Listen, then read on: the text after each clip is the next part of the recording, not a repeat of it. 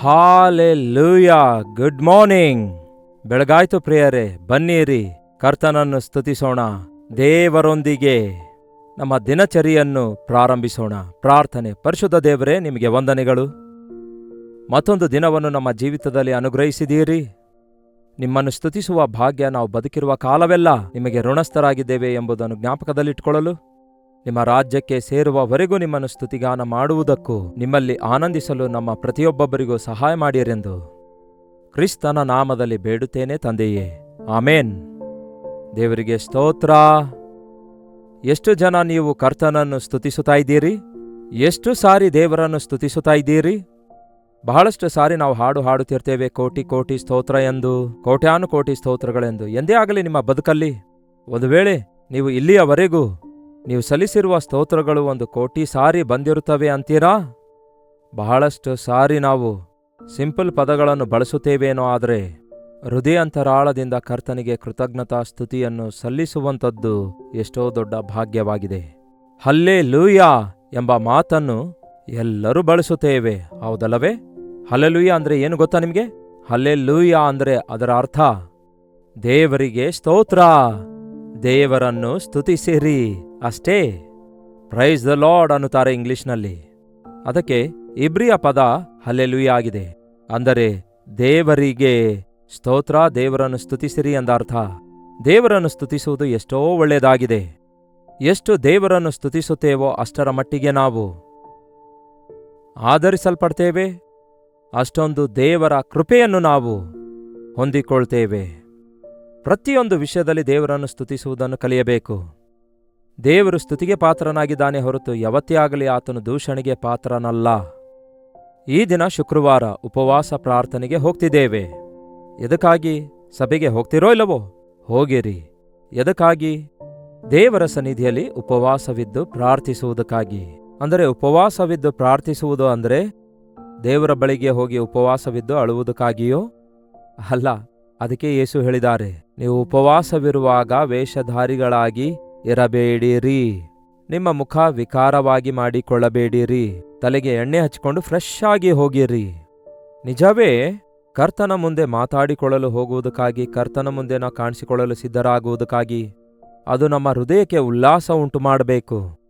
ದೇವರ ಸನ್ನಿಧಿಗೆ ನಾವು ಆನಂದಿಸಲು ಹೋಗ್ತಿದ್ದೇವೆ ಎನ್ನುವುದು ಯಾವಾಗಲೂ ನೆನಪಿನಲ್ಲಿಟ್ಕೊಳ್ಬೇಕು. ಅಷ್ಟಕ್ಕೂ ಈ ವಿಚಾರಕ್ಕೆ ವಿರುದ್ಧವಾದದ್ದು ಯಾವುದು ಹೇಳಿ? ಆನಂದವೇ ಅಲ್ಲವೋ? ದುಃಖಗಳು ಸಾಕಷ್ಟಿವೆ. ಮತ್ತೆ ದೇವರ ಆಲಯಕ್ಕೆ ಹೋಗಿ ಮತ್ತೆ ಅದೇ ದೇವರ ಸನ್ನಿಧಿಯಲ್ಲಿ ದುಃಖದಿಂದಿರುವ ಅವಶ್ಯಕತೆ ಇಲ್ಲ. ನಾವು ದುಃಖವನ್ನೆಲ್ಲ ಹೊಯ್ದುಕೊಳ್ತೇವೆ, ದುಃಖವನ್ನೆಲ್ಲ ಬಿಟ್ಟು ಬಿಡುತ್ತೇವೆ.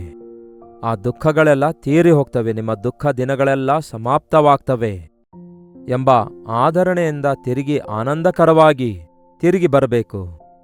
ಎಷ್ಟು ನಾವು ಕರ್ತನನ್ನು ಸ್ತುತಿಸುತ್ತೇವೋ ಅಷ್ಟೇ ಹೆಚ್ಚಾಗಿ ನಮ್ಮ ವಿಚಾರಗಳೆಲ್ಲ ಮಾಯವಾಗಿ ಹೋಗ್ತವೆ.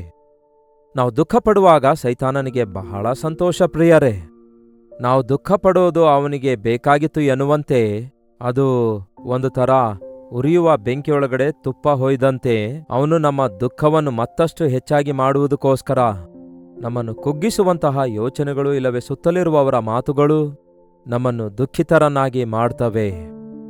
ದೇವರ ಆಲಯಕ್ಕೆ ಹೋಗುವಾಗ ನಾವು ಸಂತೋಷದಿಂದ ಹೋಗುತ್ತೇವೆ. ಆಯ್ತು ಸರಿ, ಇಹಲೋಕಕ್ಕೆ ಸಂಬಂಧಪಟ್ಟ ಚಿಕ್ಕ ಚಿಕ್ಕ ದುಃಖಗಳಿರುತ್ತವೆ ಅಂದ್ಕೊಳ್ಳಿ. ಅವೆಲ್ಲವುಗಳನ್ನು ದೇವರ ಬಳಿಗೆ ಕೊಂಡೊಯ್ದಾಗ ಅವೆಲ್ಲ ನಥಿಂಗ್. ಅವು ಮುಖ್ಯವಾದವುಗಳ ಅಲ್ಲವೇ ಅಲ್ಲ, ಅವೇನು ದೊಡ್ಡ ವಿಷಯ ಅಲ್ವೇ ಅಲ್ಲ. ನಿಮಗೆ ಅವು ದೊಡ್ಡ ವಿಷಯಗಳಾಗಿರಬಹುದು, ಉಗುರಿನಿಂದ ತೆಗೆದುಹಾಕಬಹುದು ಅನ್ನುತ್ತಾರಲ್ಲವೇ, ದೇವರ ದೃಷ್ಟಿಯಲ್ಲಿ ಅವು ಹಾಗಿರುತ್ತವೆ. ಚಿಕ್ಕ ಚಿಕ್ಕ ವಿಷಯಗಳು ತಮ್ಮಷ್ಟಕ್ಕೆ ತಾವೇ ಕರ್ತನನ್ನು ಸ್ತುತಿಸುವಾಗ ನಾವು ಮೇಲನ್ನು ಹೊಂದುತ್ತೇವೆ. ಯಾಕೆಂದರೆ ನಮ್ಮ ಕರ್ತನು ದಯೆಯುಳ್ಳಾತನು, ಆಶೀರ್ವದಿಸುವಾತನು, ಕ್ಷಮಿಸುವಾತನೂ ಆಗಿದ್ದಾರೆ. ಕೀರ್ತನೆ 106 ಎಂದಾದರೂ ಓದಿದ್ದೀರಾ? ದೇವರು ಎಷ್ಟು ಅದ್ಭುತಗಳನ್ನು ದೇವರು ಇಸ್ರಾಯೇಲ್ ಜನಾಂಗಕ್ಕೆ ಮಾಡಿದ್ದಾರೆ ಎಂಬುದನ್ನು, ಎಷ್ಟು ಸಾರಿ ಅವರು ದೇವರ ಕಾರ್ಯಗಳನ್ನು ಮರೆತು ಹೋಗಿದ್ದಾರೆ ಎಂಬುದನ್ನು ಈ ಒಂದು ಕೀರ್ತನೆ 106ನೇ ಅಧ್ಯಾಯದಲ್ಲಿ ಓದಬಹುದು. ಈ ದಿನ ಈ ಕೀರ್ತನೆ ಅಧ್ಯಾಯವೆಲ್ಲ ಓದಿ ಧ್ಯಾನಿಸಿರಿ, ನೀವು ಕೂಡ ಕಂಡುಕೊಳ್ತೀರಿ. ನೀವು ಕೂಡ ಮರೆತು ಹೋದ ದೇವರ ಕಾರ್ಯಗಳೆಲ್ಲ ನಿಮ್ಮ ನೆನಪಿಗೆ ತಂದುಕೊಳ್ತೀರಿ. ನಾವು ಮರೆತು ಹೋಗುವವರಾಗಿದ್ರು, ನಾವು ಬಾಧೆ ಪಡಿಸುವವರಾಗಿದ್ರು, ನಾವು ಕೃತಜ್ಞತೆ ಇಲ್ಲದವರಾಗಿದ್ರು, ದೇವರು ಮಾತ್ರ ಮಾರ್ಪಡದವರಾಗಿದ್ದಾರೆ. ಆತನು ನಮ್ಮನ್ನು ಕ್ಷಮಿಸುವಾತನಾಗಿದ್ದಾನೆ, ಸಹಿಸುವಾತನಾಗಿದ್ದಾನೆ, ಪ್ರೀತಿಸುವಾತನೇ ಆಗಿದ್ದಾರೆ, ನಮ್ಮನ್ನು ಎಂದಿಗೂ ಕೈಬಿಡೋದೇ ಇಲ್ಲ. ಎಂತಹ ದೊಡ್ಡ ದೇವರು ನೋಡಿ. ಈ ಕೀರ್ತನೆಯಲ್ಲಿ ಹೀಗೆ ಎಲ್ಲವೂ ಬರೆದ ನಂತರ ಆತನ ಆಲೋಚನೆಯನ್ನು ಅವರು ತೆಗೆದುಕೊಳ್ಳಲಿಲ್ಲ. ಆತನು ಮಾಡಿದ ಮಹತ್ಕಾರ್ಯಗಳನ್ನು ಮರೆತು ಹೋದರು. ಆತನ ವಿರುದ್ಧ ತಿರುಗಿ ಬಿದ್ದರು. ಆತನೇ ರಕ್ಷಕನಾದ ದೇವರೆಂದು ಮರೆತು ಹೋದರು. ಅವರು ಆತನನ್ನು ದುಃಖಪಡಿಸಿದರು. ಹೀಗೆ ಎಲ್ಲವನ್ನು ಬರೆದ ನಂತರ ಇದೇ ಕೀರ್ತನೆ 106ನೇ ಅಧ್ಯಾಯದ 45ನೇ ವಚನದಲ್ಲಿ 106ನೇ ಕೀರ್ತನೆ 45ನೇ ವಚನ ಹೇಳುತ್ತೆ, ಅವರನ್ನು ನೆನೆಸಿಕೊಂಡು ತನ್ನ ಒಡಂಬಡಿಕೆಯನ್ನು ನೆನಪು ಮಾಡಿಕೊಂಡನು. ತನ್ನ ಕೃಪಾತಿಶಯದಿಂದ ಅವರನ್ನು ಕನಿಕರಿಸಿದನು. ಅವರನ್ನು ಸೆರೆವೈದವರಲ್ಲಿ ಅವರ ಮೇಲೆ ದಯೆ ಹುಟ್ಟಿಸಿದನು. ಯೆಹೋವನೇ, ನಮ್ಮ ದೇವರೇ, ನಮ್ಮನ್ನು ರಕ್ಷಿಸು. ನಾವು ನಿಮ್ಮ ಪರಿಶುದ್ಧವಾದ ನಾಮಕ್ಕೆ ಕೃತಜ್ಞತೆಯನ್ನು ಸಲ್ಲಿಸಿದವರಾಗಿ ನಿಮ್ಮನ್ನು ಸ್ತುತಿಸುತ್ತಾ ಕೊಂಡಾಡುವ ಹಾಗೆ ಅನ್ಯ ಜನಗಳಲ್ಲಿ ಚದರಿರುವ ನಮ್ಮನ್ನು ತಿರುಗಿ ಕೂಡಿಸು. ಕರ್ತನೇ, ನಿಮ್ಮ ಪರಿಶುದ್ಧ ಆಲಯದಲ್ಲಿ ನಿಮ್ಮನ್ನು ಸ್ತುತಿಸುವ ಹಾಗೆ, ನಿಮಗೆ ಕೃತಜ್ಞತಾ ಸ್ತುತಿ ಸಲ್ಲಿಸುವ ಹಾಗೆ, ನಿಮ್ಮಲ್ಲಿ ನಾವು ಅತಿಶಯ ಪಡುವ ಹಾಗೆ ದೇವರೇ ನಮ್ಮನ್ನು ಬಿಡಿಸಿರಿ, ನಮ್ಮ ಮೇಲೆ ಕೃಪೆ ತೋರಿಸಿರಿ ಎಂದು ಬೇಡಿಕೊಂಡಾಗ ಇಸ್ರಾಯೇಲ್ ದೇವನಾದ ಯೆಹೋವನಿಗೆ ಯುಗಯುಗಾಂತರಗಳವರೆಗೂ ಕೊಂಡಾಟವಾಗಲಿ. ಸರ್ವ ಜನರು ಆಮೇನ್ ಎನ್ನಲಿ. ಯಾಹುವಿಗೆ ಸ್ತೋತ್ರವಾಗಲಿ. ದೇವರ ಮೇಲುಗಳ ಬಗ್ಗೆ ಯೋಚಿಸಿದಾಗ ಪ್ರಜೆಗಳೆಲ್ಲರೂ ಆಮೇನ್ ಎಂದು ಹೇಳುವವರಾಗಲಿ. ಹಾಲೆಲೂಯ. ಯೆಹೋವನಿಗೆ ಸ್ತೋತ್ರವಾಗಲಿ ಅಂದರೆ ಅರ್ಥವೇನು? ಹಾಲೆಲೂಯ, ಹಾಲೆಲೂಯ, ಆಮೇನ್, ಹಲ್ಲೆಲೂಯ. ಈ ಎರಡು ಪದಗಳು ನಾವು ಹೆಚ್ಚಾಗಿ ಬಳಸುತ್ತಾ ಇರ್ತೇವೆ. ಆದರೆ ಬಹಳಷ್ಟು ಜನ ಅವುಗಳನ್ನು ಅರ್ಥ ಮಾಡಿಕೊಳ್ಳೋದಿಲ್ಲ, ಅರ್ಥರಹಿತವಾಗಿಯೇ ಬಳಸುತ್ತಾರೆ. ಕೆಲವರು ಅವುಗಳನ್ನು ಬಳಸಲ್ಲ. ಯೇಸು ಕ್ರಿಸ್ತನ ನಾಮದಲ್ಲಿ ಬೇಡಿ ಹೊಂದಿದ್ದೇವೆ ತಂದೆಯೇ ಎಂದು ಹೇಳಿದ ಕೂಡಲೇ ಸ್ವಂತವಾಗಿ ಆಟೋಮೆಟಿಕ್ ಆಗಿ ನಮ್ಮ ಹೃದಯದೊಳಗಿಂದ ಬರಬೇಕಾದ ಪದ ಯಾವುದು? ಆಮೇನ್. ಅಂದರೆ ಹಾಗೆಯೇ ಆಗಲಿ, ಹಾಗೆಯೇ ನಡೆಯಲಿ ಎಂದರ್ಥ. ಆಮೇನ್ ಅಂದ್ರೆ ಅರ್ಥವೇನು? ಆಮೇನ್ ಅಂದ್ರೆ ಹಾಗೆಯೇ ಆಗಲಿ, ಹಾಗೆಯೇ ನಡೆಯಲಿ ಎಂದರ್ಥ. ಒಬ್ಬರು ಪ್ರಾರ್ಥಿಸುವಾಗ 100 ಜನ ಆಮೇನ್ ಅಂದಿರೋದಾದ್ರೆ ಆ 100 ಜನ ಆ ಪ್ರಾರ್ಥನೆಯನ್ನು ಅಂಗೀಕರಿಸಿದಂತೆಯೇ ಕರ್ತನು ಸ್ವೀಕರಿಸಿ ಆ 100 ಜನರಿಗಾಗಿ ದೇವರು ತನ್ನ ಪ್ರಣಾಳಿಕೆ ನೆರವೇರಿಸುತ್ತಾರೆ. ಒಬ್ಬರು ಮಾಡಿದ ಪ್ರಾರ್ಥನೆಗೆ 100 ಜನ ಆಮೇನ್ ಎಂದು ಹೇಳುವಂಥದ್ದಕ್ಕೆ 100 ಜನ ಪ್ರಾರ್ಥಿಸಿದಂತಾಗುತ್ತೆ. ಅದಕ್ಕೆ ಆಮೇನ್ ಎಂದು ಹೇಳುವುದಕ್ಕಾಗಿ ನಿರ್ಲಕ್ಷ್ಯತನ ತೋರಿಸಬೇಡಿ. ಹಾಗೆಯೇ ಹಲ್ಲೆಲೂಯ, ದೇವರಿಗೆ ಸ್ತೋತ್ರ. ದೇವರಿಗೆ ಸ್ತುತಿಸುವುದು ಬಹಳ ಒಳ್ಳೆಯದು. ಆದರೆ ಈ ದಿನ ಬಹಳಷ್ಟು ಜನ ವ್ಯರ್ಥವಾಗಿ ದೇವರ ನಾಮವನ್ನು ಉಚ್ಚರಿಸುತ್ತಾರೆ. ನನ್ನ ಮಗನು ಕೆಲಸಕ್ಕೆ ಬಾರದವನಾಗಿದ್ದಾನೆ, ದೇವರೇ ನಿಮಗೆ ಸ್ತೋತ್ರ ಎಂದು ಹೇಳುವುದರಲ್ಲಿ ಪ್ರಯೋಜನವೇನಿದೆ? ಪ್ರಯೋಜನವಿಲ್ಲದ ನನ್ನ ಮಗನನ್ನು ದೇವರೇ ನೀವು ರಕ್ಷಿಸಿದ್ದೀರಿ, ನಿಮಗೆ ಸ್ತೋತ್ರ ಎಂದು ಹೇಳೋದು ಒಳ್ಳೆಯದು. ಅದು ಅರ್ಥಗರ್ಭಿತವಾಗಿರುತ್ತೆ. ಬಹಳಷ್ಟು ಸಾರಿ ನಾವು ಈ ಹಲ್ಲೆಲೂಯ ಪದವನ್ನು ಸುಮ್ಮನೆ ಬಳಸುವ ಪದವಾಗಿ ಎಷ್ಟೋ ಹಾಡುಗಳಲ್ಲಿ ಹಲ್ಲೆಲೂಯ ಹಲ್ಲೆಲೂಯ ಅನ್ನುತ್ತೇವೆ ಹೊರತು ಹೃದಯಾಂತರಾಳದೊಳಗಿಂದ ಕೃತಜ್ಞತೆಯಿಂದ ನಾವು ಹಾಡುತ್ತಾ ಇದ್ದೇವೋ? ಅಷ್ಟಕ್ಕೂ ಹಲ್ಲೆಲೂಯ ಎಂಬ ಪದ ಬೈಬಲ್ನಲ್ಲಿ ಇದೆಯಾ ಎಂದು ಕೇಳುವುದಾದರೆ ಇಬ್ರಿಯ ಬೈಬಲ್ನಲ್ಲಿ ಅನೇಕ ಸಾರಿ ಇದೆ. ದೇವರನ್ನು ಸ್ತುತಿಸಿರಿ ಎಂದು ಹೇಳುವ ಸ್ಥಳಗಳಲ್ಲೆಲ್ಲ ಹಲ್ಲೆಲೂಯ ಎಂಬ ಪದ ಇದೆ ಎಂದು ಅರ್ಥ. ಹಾಗೆಯೇ ಬೈಬಲ್ನಲ್ಲಿ ಸ್ಪಷ್ಟವಾಗಿ ಒಂದು ಸ್ಥಳದಲ್ಲಿ ಹಲ್ಲೆಲೂಯ ಎಂಬ ಪದವನ್ನು ಫುಟ್ನೋಟ್ನಲ್ಲಿ ಬರೆದಿಡಲಾಗಿದೆ. ಪ್ರಕಟಣೆಯ ಪುಸ್ತಕ 19ನೇ ಅಧ್ಯಾಯ 1ನೇ ವಚನ. ಪ್ರಕಟಣೆಯ ಪುಸ್ತಕ 19ನೇ ಅಧ್ಯಾಯ 1ನೇ ವಚನ ಓದುತ್ತಾ ಇದ್ದೇನೆ, ಕೇಳ್ರಿ. ಇದಾದ ಮೇಲೆ ಪರಲೋಕದಲ್ಲಿ ದೊಡ್ಡ ಗುಂಪಿನ ಮಹಾಶಬ್ದವೋ ಎಂಬಂತೆ ಒಂದು ಶಬ್ದವು ಕೇಳಿದೆನು. ಅವರು ಹೀಗೆ ಹೇಳಿದ್ದನ್ನು ಕೇಳಿದೆನು, ಕರ್ತನನ್ನು ಸ್ತುತಿಸಿರಿ. ಅದರ ಮುಂದುಗಡೆಯೇ ಇದೆ ನೋಡಿರಿ, ಹಲ್ಲೆಲೂಯಾ ಎಂದು. ರಕ್ಷಣೆ, ಮಹಿಮೆ, ಪ್ರಭಾವವು ನಮ್ಮ ದೇವರಿಗೆ ಸಲ್ಲಲ್ಪಡಲಿ. ಆತನ ನ್ಯಾಯ ತೀರ್ಪುಗಳು ಸತ್ಯವೂ ನ್ಯಾಯವೂ ಆಗಿವೆ. ಇಲ್ಲಿ ದೇವರನ್ನು ಎಷ್ಟೇ ವಿಧಾನದಲ್ಲಿ ನಾವು ಘನಪಡಿಸಬೇಕಾದದ್ದಾಗಿಯೂ ಕೂಡ ಅವುಗಳ ಬಗ್ಗೆ ಯೋಚಿಸಿ ಒಂದೊಂದು ಅಂಶಗಳನ್ನು ದೇವರ ಮುಂದೆ ಇಟ್ಟು ಹೇಳಬೇಕಾದದ್ದೇ ಹಾಲೆಲೂಯಾ. ದೇವರನ್ನು ಸ್ತುತಿಸಿರಿ. ಒಬ್ಬರಿಗೊಬ್ಬರು ಪ್ರೀತಿಯಿಂದ ಮಾತಾಡಿಸಲು ಆದಿ ಸಭೆಯಲ್ಲಿ ಹಲ್ಲೆಲೂಯಾ ಎಂಬ ಪದ ಬಳಸುತ್ತಾ ಇದ್ರು. ಈಗಲೂ ಕೂಡ ಕೆಲವೊಂದು ಜನ ಹಲ್ಲೆಲೂಯಾ ಅನ್ನುತ್ತಾರೆ, ಬಹಳಷ್ಟು ಜನ ಪ್ರೈಸ್ ದ ಲಾರ್ಡ್ ಅನ್ನುತ್ತಾರೆ, ಬಹಳಷ್ಟು ಜನ ಇನ್ನು ಅನೇಕ ರೀತಿಯಲ್ಲಿ ಒಬ್ಬರಿಗೊಬ್ಬರು ವಂದನೆಗಳನ್ನು ಹೇಳಿಕೊಳ್ತಾರೆ, ಒಬ್ಬರಿಗೊಬ್ಬರು ಪ್ರೀತಿಯಿಂದ ಮಾತಾಡಿಸಲು ಈ ಪದ ಬಳಸುತ್ತಾರೆ. ಆದರೆ ಎಷ್ಟು ಜನ ನಿಜವಾಗ್ಲೂ ನಾವಿಬ್ಬರು ಭೇಟಿಯಾಗಿರೋದ್ರಿಂದ ನಮ್ಮ ದೇವರ ನಾಮಕ್ಕೆ ಮಹಿಮೆಯುಂಟಾಗಲಿ, ನಮ್ಮಿಬ್ಬರನ್ನು ಈ ರೀತಿ ಭೇಟಿ ಮಾಡಿದಂತಹ ದೇವರ ನಾಮಕ್ಕೆ ಮಹಿಮೆಯುಂಟಾಗಲಿ, ದೇವರಿಗೆ ಸ್ತೋತ್ರ ಎನ್ನುವ ರೀತಿಯಲ್ಲಿ ಎಷ್ಟು ಜನ ಹೇಳ್ತಾ ಇದ್ದೀರಿ? ಸಜೀವವಾಗಿ ನಾವಿದ್ದೇವೆ, ದೇವರನ್ನು ಸ್ತುತಿಸ್ತಿದ್ದೇವೆ ಎಂಬ ಕೃತಜ್ಞತೆಯಿಂದ ಹಲ್ಲೆಲೂಯಾ ಎಂದು ಹೇಳ್ತಾ ಇದ್ದೀರಿ? ಆತನು ಮಾಡಿದ ಉಪಕಾರಗಳನ್ನೆಲ್ಲ ನೆನೆಸಿಕೊಳ್ಳುವಾಗ ಒಂದೊಂದಕ್ಕೆ ಹಲ್ಲೆಲೂಯಾ ಹಲ್ಲೆಲೂಯಾ ಹಲ್ಲೆಲೂಯಾ ಎಂದು ಹೇಳುವುದರಲ್ಲಿ ತಪ್ಪೇನಿಲ್ಲ. ಆದರೆ ಅರ್ಥರಹಿತವಾಗಿ, ಅನಾಲೋಚಿತವಾಗಿ ಹಲ್ಲೆಲೂಯಾ ಆಮೇನ್ ಎಂಬ ಮಾತುಗಳನ್ನು ಬಳಸಬಾರದು.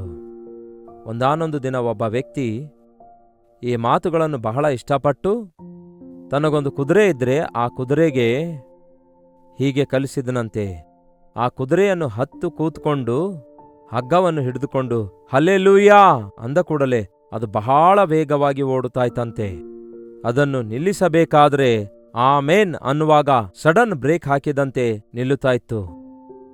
ಎಂದಾದರೂ ನೀವು ಕುದುರೆ ಸವಾರಿ ಮಾಡಿದೀರಾ? ನಾನು ಒಂದು ಸಾರಿ ಅದನ್ನು ಕಲಿತುಕೊಂಡೆ.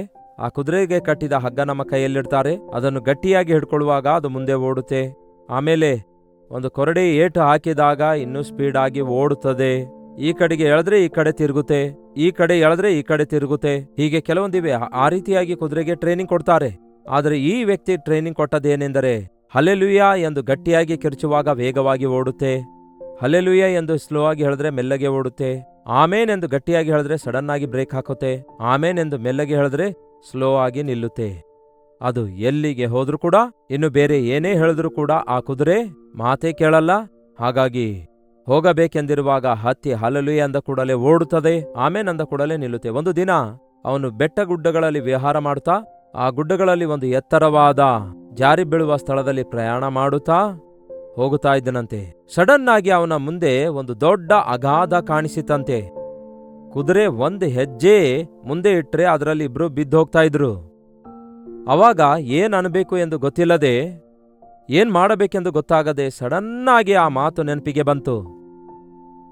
ಗಟ್ಟಿಯಾಗಿ ಆಮೇನ್ ಅಂದನಂತೆ. ಇನ್ನಷ್ಟೇ ಟಕ್ಕಂತ ಕುದುರೆ ನಿಂತು ಹೋಯ್ತು. ಸಾಕಪ್ಪ, ಬದುಕದೆ ದೇವ್ರೇ, ಎಂದು ನಿಜವಾಗ್ಲೂ ದೇವರನ್ನು ಜ್ಞಾಪಕ ಮಾಡಿಕೊಂಡು, ದೇವರ ಒಂದು ಕೃಪೆಯನ್ನು ಜ್ಞಾಪಕ ಮಾಡಿಕೊಂಡು ಮನಪೂರ್ವಕವಾಗಿ ಯಾವತ್ತೂ ಹೇಳದೇ ಇರುವಂಥವನು ಏನಂದನು ಗೊತ್ತಾ? ಹಲ್ಲೆಲೂಯಾ ಅಂದನಂತೆ. ದೇವರಿಗೆ ಸ್ತೋತ್ರ ಅಂದ ಕೂಡಲೇ ಅವನ ಮನಸ್ಸೆಲ್ಲ ನೆಮ್ಮದಿ ಆಯ್ತು. ಪಾಪ ಕುದುರೆಗೇನು ಗೊತ್ತು, ಮುಂದೆ ಓಡು ಎಂದು ಹೇಳಿದಂತೆ ಅನಿಸಿತು. ಅಕಸ್ಮಾತ್ ಆಗಿ ಆ ಕುಣಿಯೊಳಗಡೆ ಬಿದ್ದು ಇಬ್ಬರು ಮರಣ ಹೊಂದುತ್ತಾ ಇದ್ರೇನು? ಬಹಳಷ್ಟು ಸಾರಿ ಅನಾವಶ್ಯಕವಾದಂತಹ ಅರ್ಥರಹಿತವಾಗಿ ಮಾತು ಬಳಸುವುದರಿಂದ ನಷ್ಟ ಕಲ್ಪಿಸಿಕೊಳ್ಳುತ್ತಾರೆ.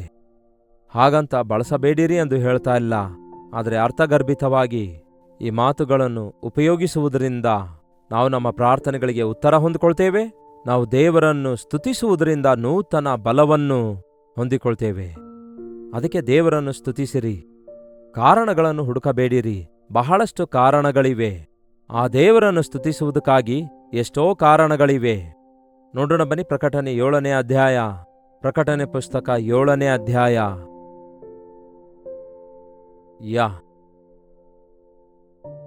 10ನೇ ವಚನ ಓದುತ್ತಿದ್ದೇನೆ ಕೇಳ್ರಿ. ಸಿಂಹಾಸನ ಆಸೀನನಾಗಿರುವ ನಮ್ಮ ದೇವರಿಗೂ ಯಜ್ಞದ ಕುರಿಯಾದಾತನಿಗೂ ನಮಗೆ ರಕ್ಷಣೆಯನ್ನುಂಟು ಮಾಡಿದ್ದಕ್ಕಾಗಿ ಸ್ತೋತ್ರ ಎಂದು ಮಹಾಶಬ್ದದಿಂದ ಕೂಗಿ ಹೇಳಿದರು. ದೇವದೂತರೆಲ್ಲರೂ ಸಿಂಹಾಸನದ ಸುತ್ತಲೂ, ಹಿರಿಯರ ಸುತ್ತಲೂ, ಆ 4 ಜೀವಿಗಳ ಸುತ್ತಲೂ ನಿಂತುಕೊಂಡರು. ಅವರು ಸಿಂಹಾಸನದ ಮುಂದೆ ಅಡ್ಡಬಿದ್ದು ಆಮೇನ್, ಯುಗ ಯುಗಗಳವರೆಗೂ ಆ ದೇವರಿಗೆ ಸ್ತೋತ್ರ, ಮಹಿಮೆಯು, ಜ್ಞಾನವು, ಕೃತಜ್ಞತೆಯ ಸ್ತುತಿಯು, ಘನತೆಯು, ಶಕ್ತಿಯು, ಬಲವು ಸಲ್ಲಲ್ಪಡಲಿ ಎಂದು ಹೇಳಿದರು. ಮತ್ತೊಮ್ಮೆ ಕೇಳ್ರಿ, ಯುಗ ಯುಗಗಳವರೆಗೂ ನಮ್ಮ ದೇವರಿಗೆ ಸ್ತೋತ್ರಗಳು, ಮಹಿಮೆಯನ್ನು, ಜ್ಞಾನವನ್ನು, ಕೃತಜ್ಞತಾ ಸ್ತುತಿಯು, ಘನತೆಯು, ಶಕ್ತಿಯು, ಬಲವು ಉಂಟಾಗಲಿ ಎಂದು ಹೇಳುತ್ತಾ ದೇವರಿಗೆ ನಮಸ್ಕಾರ ಮಾಡಿದರು. ಆಮೇನ್.